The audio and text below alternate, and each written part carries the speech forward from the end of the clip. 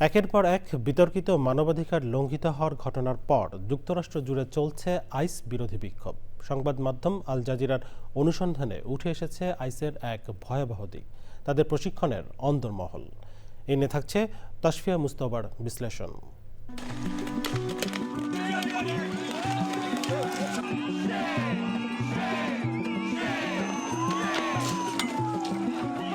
গণতন্ত্র আর মানবাধিকারের দেশ হিসেবে পরিচিত যুক্তরাষ্ট্রেই এখন ভয়, ক্ষোভ আর প্রতিবাদের ঢেউ। এর কেন্দ্রে রয়েছে একটি সংস্থা, আইস। এই সংস্থার দায়িত্ব অনিয়মিত অভিবাসী শনাক্ত ও গ্রেপ্তার, জাল কাগজপত্র ও মানব পাচার তদন্ত এবং আটক ব্যক্তিদের দেশ ছাড়া করা। কিন্তু আল জাজিরার অনুসন্ধানে উঠে এসেছে আইসের এক ভয়াবহ দিক, তাদের প্রশিক্ষণের ভয়াবহ অন্দরমহল। যুক্তরাষ্ট্রের মিনেসোটার মিনিয়াপোলিসে আইস এজেন্টদের গুলিতে সম্প্রতি নিহত হয়েছেন ৩৭ বছর বয়সী অ্যালেক্স প্রেটি, যিনি পেশায় একজন আইসিইউ নার্স এবং যুক্তরাষ্ট্রের বৈধ নাগরিক। ঘটনার ফলে শহর জুড়ে তীব্র বিক্ষোভ শুরু হয়। এর আগে একই শহরে আইস এজেন্টের গুলিতে নিহত হন ৩৭ বছর বয়সী রেনে নিকোল গুড।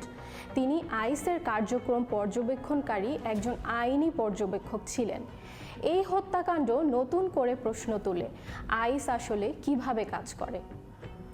অনুসন্ধানী সাংবাদিক লীলা হাসানের হাতে আসা নথিতে দেখা যায় ২০১৫ থেকে ২০২১ সালের মধ্যে আইস এজেন্টরা অন্তত ৫৯ বার আগ্নেয়াস্ত্র ব্যবহার করেছে। এতে নিহত হন ২৩ জন, আহত হন ২৪ জন। গত ২ বছরেই আইস এজেন্টদের গুলিতে অন্তত ১২ জন নিহত বা আহত হয়েছেন। তবু একটি ঘটনায়ও কোনো আইস এজেন্টের বিরুদ্ধে মামলা গঠন হয়নি।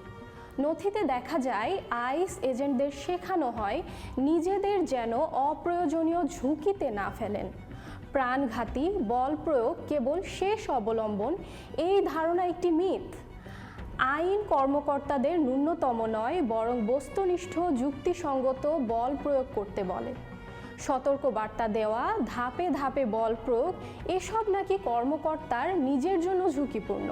আর সবচেয়ে বড় উদ্বেগজনক বিষয়, প্রশিক্ষণে উত্তেজনা প্রশমনের কৌশল প্রায় অনুপস্থিত। আইস তাদের বল প্রয়োগ নীতিমালা কখনো প্রকাশ করে না, আইনে তা প্রকাশের কোনো বাধ্যবাধকতাও নেই।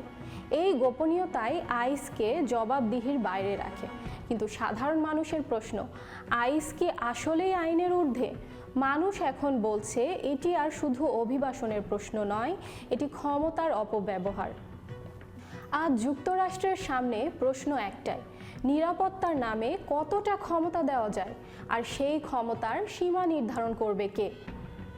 এসব প্রশ্নের জবাব চেয়ে রাজপথে নেমেছে মানুষ।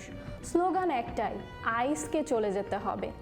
আইসের বিরুদ্ধে ক্ষোভ এখন শুধু অভিবাসীদের নয়, এটি ছড়িয়ে পড়েছে পুরো সমাজে।